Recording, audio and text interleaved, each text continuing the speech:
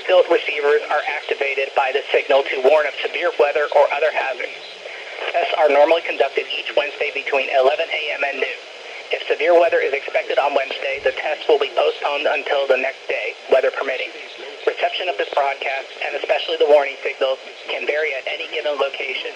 This variability, normally more noticeable at greater distances from the transmitter, can result even though you are using a good quality receiver in perfect working order. Warning alarm tones are activated on transmitters for counties where the signal is reliably received in sufficient strength for consistent and dependable service. For station KIH 26 in Daytona, warning alerts will be activated for Volusia, Flagler, Putnam, Lake, Seminole, Brevard, and Orange counties. For station KIH 63 in Orlando, warning alerts will be activated for Brevard, Lake, Orange, Osceola, Polk, Seminole, and Volusia counties. For station WXK83A in Melbourne, warning alerts will be activated for Brevard, Indian River, Orange, and Osceola counties. For station WWF69 in Fort Pierce, warning alerts will be activated for Indian River, Martin, Okeechobee, and St. Lucie counties. This has been a test of the NOAA Weather Radio Public Warning System. We now return to the regular broadcast program.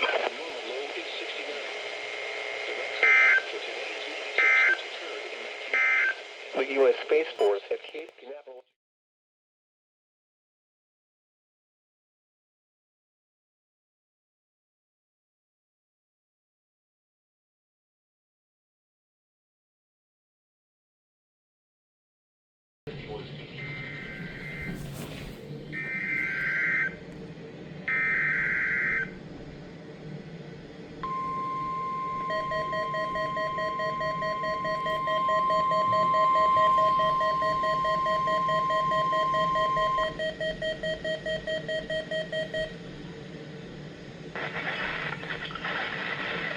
This is NOAA Weather Radio, the 24-hour voice of your National Weather Service.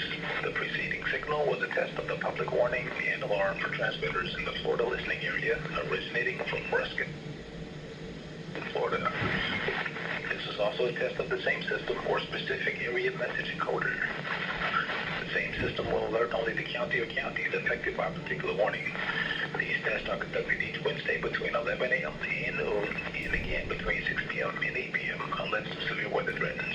This concludes the weekly test. We now return to regular programming.